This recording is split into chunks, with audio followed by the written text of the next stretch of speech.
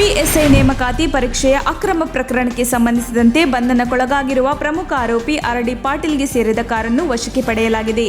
CID ಅಧಿಕಾರಿಗಳಿಂದ ತಪ್ಪಿಸಿಕೊಳ್ಳಲು 3 ದಿನಗಳಿಂದ ಇದೇ ಕಾರಿನಲ್ಲಿ ಓಡಾಡುತ್ತಿದ್ದ ಎನ್ನಲಾಗಿದ್ದು, ಸದ್ಯ ಸಿಐಡಿ ಕಾರನ್ನು ವಶಕ್ಕೆ ಪಡೆದಿದೆ.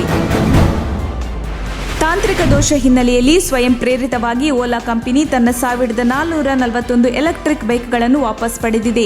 ಇತ್ತೀಚೆಗೆ ಬೈಕ್ಗಳಲ್ಲಿ ಬೆಂಕಿ ಕಾಣಿಸಿಕೊಳ್ಳುತ್ತಿರುವುದರಿಂದ ಎಚ್ಚೆತ್ತ ತನ್ನ ಬೈಕ್ಗಳ ತಾಂತ್ರಿಕ ಪರಿಶೀಲನೆಗೆ ಮುಂದಾಗಿದೆ. ಘಟನೆಯ ಬಳಿಕ ಓಲಾ ಎಲೆಕ್ಟ್ರಿಕ್ ಬೈಕ್ ಸುರಕ್ಷತೆಯ ಬಗ್ಗೆ ಹಲವು ಪ್ರಶ್ನೆ ಎದುರಾಗಿತ್ತು. ಗ್ರಾಹಕರ ಸುರಕ್ಷತೆಯ ದೃಷ್ಟಿಯಿಂದಾಗಿ ಸ್ವಯಂ ಪ್ರೇರಿತವಾಗಿ ಎಲೆಕ್ಟ್ರಿಕ್ ಬೈಕ್ಗಳ ತಾಂತ್ರಿಕ ಸುಧಾರಣೆಯ ದೃಷ್ಟಿಯಿಂದ ಬೈಕ್ಗಳನ್ನು ವಾಪಸ್ ಪಡೆಯುತ್ತಿರುವುದಾಗಿ ತಿಳಿಸಿದೆ. ಪಾರಂಪರಾಗತವಾಗಿ ರೂಢಿಸಿಕೊಂಡು ಬಂದ ಚಿಕಿತ್ಸಾ ವಿಧಾನದಲ್ಲಿ ರಾಜಿ ಮಾಡಿಕೊಳ್ಳದೆ ಗುಣಮಟ್ಟ ಕಾಯ್ದುಕೊಂಡರೆ ಆಯುರ್ವೇದ ಚಿಕಿತ್ಸಾ ಪದ್ಧತಿಗೆ ಉತ್ತಮ ಭವಿಷ್ಯವಿದೆ ಎಂದು ಮುಖ್ಯಮಂತ್ರಿ ಬಸವರಾಜ ಬೊಮ್ಮಾಯಿ ಹೇಳಿದರು. ಇಲ್ಲಿನ ಸಂಜೀವಿನಿ ಆಯುರ್ವೇದ ವೈದ್ಯಕೀಯ ಮಹಾವಿದ್ಯಾಲಯ ಮತ್ತು ಆಸ್ಪತ್ರೆ ಕ್ಯಾಂಪಸ್ನಲ್ಲಿ ಆಯೋಜಿಸಿರುವ ಆಯುರ್ ಎಕ್ಸ್ಪೋ 2022 ಕಾರ್ಯಕ್ರಮದಲ್ಲಿ ಭಾನುವಾರ ಮಾತನಾಡಿದ ಅವರು, ರೋಗ ದಿಢೀರನೆ ವಾಸಿಯಾಗಬೇಕು ಎಂದು ಜನ ಬಯಸುತ್ತಾರೆ. ಆಯುರ್ವೇದ ಚಿಕಿತ್ಸೆ ನೀಡುವವರು ರೋಗಿಗಳ ಆಸೆಗೆ ತಕ್ಕಂತೆ ಚಿಕಿತ್ಸೆ ನೀಡುತ್ತಿದ್ದಾರೆ. ಇದರಿಂದಾಗಿ ಆಯುರ್ವೇದದ ಗುಣಮಟ್ಟ ಕಡಿಮೆಯಾಗುತ್ತಿದೆ, ಸ್ಟೀರಾಯ್ಡ್ ಬಳಕೆ ಹೆಚ್ಚುತ್ತಿದೆ ಎಂದರು.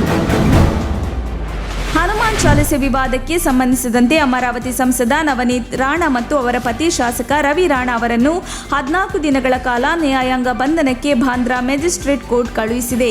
ಇವರ ಜಾಮೀನು ಅರ್ಜಿ ವಿಚಾರಣೆ ಏಪ್ರಿಲ್ 29ರಂದು ನಡೆಯಲಿದೆ. ಏಪ್ರಿಲ್ 27ರಂದು ಜಾಮೀನು ಅರ್ಜಿ ಕುರಿತು ಪ್ರತಿಕ್ರಿಯೆ ನೀಡುವಂತೆ ಮುಂಬೈ ಪೊಲೀಸರಿಗೆ ನ್ಯಾಯಾಲಯ ಸೂಚಿಸಿದೆ. ಇದಕ್ಕೂ ಮುನ್ನ ಮುಂಬೈ ಪೊಲೀಸರು ರಾಣಾ ದಂಪತಿಯನ್ನು ಬಾಂದ್ರಾದಲ್ಲಿ ಮ್ಯಾಜಿಸ್ಟ್ರೇಟ್ ಕೋರ್ಟ್ಗೆ ಭಾನುವಾರ ಹಾಜರುಪಡಿಸಿದರು.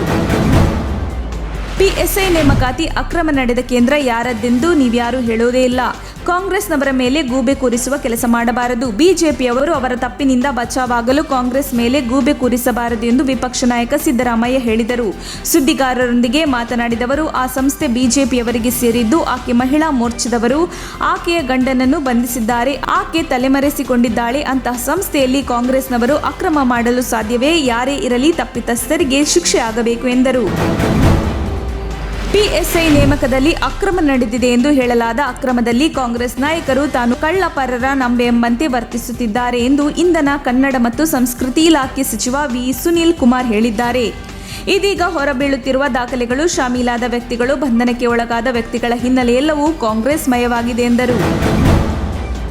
16 ವರ್ಷದ ಬಾಲಕಿಯ ಮೇಲೆ ಲೈಂಗಿಕ ದೌರ್ಜನ್ಯವೆಸಗಿದ ಆರೋಪಿಯನ್ನು ಪೊಲೀಸರಿಗೆ ಒಪ್ಪಿಸಿ ಕಾನೂನು ಕ್ರಮಕ್ಕೆ ನೀಡುವುದನ್ನು ಬಿಟ್ಟು ಗ್ರಾಮಸ್ಥರೇ ಶಿಕ್ಷೆ ವಿಧಿಸಲು ಮುಂದಾಗಿದ್ದು, ಆರೋಪಿಯನ್ನು ಅರೆಬೆತ್ತಲೆಗೊಳಿಸಿ ಊರ ತುಂಬೆಲ್ಲ ಮೆರವಣಿಗೆ ಮಾಡಿ ಬಳಿಕ ಪೊಲೀಸರಿಗೆ ಒಪ್ಪಿಸಿದ್ದಾರೆ. ಹಾವೇರಿ ಜಿಲ್ಲೆಯ ಹಿರೇಕೆರೂರು ತಾಲೂಕಿನ ಗ್ರಾಮವೊಂದರ ಗ್ರಾಮಸ್ಥರು 16 ವರ್ಷದ ಬಾಲಕಿಯ ಮೇಲೆ ಲೈಂಗಿಕ ದೌರ್ಜನ್ಯವೆಸಗಿದಂತ ಆರೋಪಿಯೊಬ್ಬನನ್ನು ಅರೆಬೆತ್ತಲೆಗೊಳಿಸಿ ಗ್ರಾಮದಲ್ಲಿ ಮೆರವಣಿಗೆ ಮಾಡಿರುವ ಘಟನೆಯ ವಿಡಿಯೋ ಈಗ ಸೋಷಿಯಲ್ ಮೀಡಿಯಾದಲ್ಲಿ ವೈರಲ್ ಆಗಿದೆ. ಧರ್ಮಸ್ಥಳದ ಸಮೀಪ ಆದಿವಾಸಿ ಮಹಿಳೆಯೊಬ್ಬರನ್ನು ಅರೆಬೆತ್ತಲೆಗೊಳಿಸಿ ದೌರ್ಜನ್ಯ ಎಸಗಿದ್ದರೂ ಧರ್ಮಾಧಿಕಾರಿಯವರು ದನಿ ಎತ್ತದೆ ಸುಮ್ಮನಿರುವುದು ಏಕೆ ಎಂದು ಜನತಾ ಪಕ್ಷದ ಅಧ್ಯಕ್ಷೆ ಬಿಟಿ ಲಲಿತಾ ನಾಯಕ ಪ್ರಶ್ನಿಸಿದ್ದಾರೆ. ಧರ್ಮಸ್ಥಳ, ತಿರುಪತಿಗಳು ತಲೆ ಬೋಳಿಸಿ ಕಾಣಿಕೆ ಪಡೆಯುವುದಕ್ಕಾಗಿ ಮಾತ್ರ ಇವೆ ಎಂದು ಪ್ರಶ್ನಿಸಿದ ಅವರು, ಇಂತಹ ಘಟನೆಗಳು ನಡೆದಾಗ ನೊಂದವರಿಗೆ ಸಾಂತ್ವನ ಹೇಳುವ ಮೂಲಕವಾದರೂ ಕನಿಷ್ಠ ಜನರ ಋಣ ತೀರಿಸಬೇಕು ಎಂದು ಅವರು ಒತ್ತಾಯಿಸಿದ್ದಾರೆ. ನನ್ನ ಟ್ವಿಟರ್ ಖಾತೆಯು ಇದ್ದಕ್ಕಿದ್ದಂತೆ ನಿಷ್ಕ್ರಿಯವಾಗಿದೆ. ನಾನು ನನ್ನ ಖಾತೆಯನ್ನು ತೆರೆಯಲು ಸಾಧ್ಯವಾಗದ ರೀತಿಯಲ್ಲಿ ನಿಯಂತ್ರಣ ತಪ್ಪಿಸಲಾಗಿದೆ ಎಂದು ಕಾಂಗ್ರೆಸ್ ನಾಯಕ ಪ್ರಿಯಾಂಕ್ ಖರ್ಗೆ ತಿಳಿಸಿದ್ದಾರೆ. ತಮ್ಮ ಫೇಸ್ಬುಕ್ ಖಾತೆಯಲ್ಲಿ ಈ ಸಂಬಂಧ ಮಾಹಿತಿ ಹಂಚಿಕೊಂಡಿರುವ ಅವರು, ನನ್ನ ಟ್ವಿಟರ್ ಖಾತೆಯು ನನ್ನ ನಿಯಂತ್ರಣಕ್ಕೆ ಸಿಗುವವರೆಗೂ ಅದರಲ್ಲಿ ಯಾವುದೇ ಬಗೆಯ ಅಸಂಬದ್ಧ, ಅಪ್ರಬುದ್ಧ ಪೋಸ್ಟ್ಗಳು ಕಂಡುಬಂದಲ್ಲಿ ಅದು ನನ್ನದಾಗಿರುವುದಿಲ್ಲ ಎಂದು ಮಾಹಿತಿ ನೀಡಿದ್ದಾರೆ. ಮೊದಲು ಶ್ರೀರಾಮ ಸೇನೆ, ಬಜರಂಗದಳ, ಆರ್ಎಸ್ಎಸ್ ಹಾಗೂ ಹಿಂದೂ ಮಹಾಸಭಾಕ್ಕೆ ಬುಲ್ಡೇಸರ್ ಹೊಡಿಬೇಕು.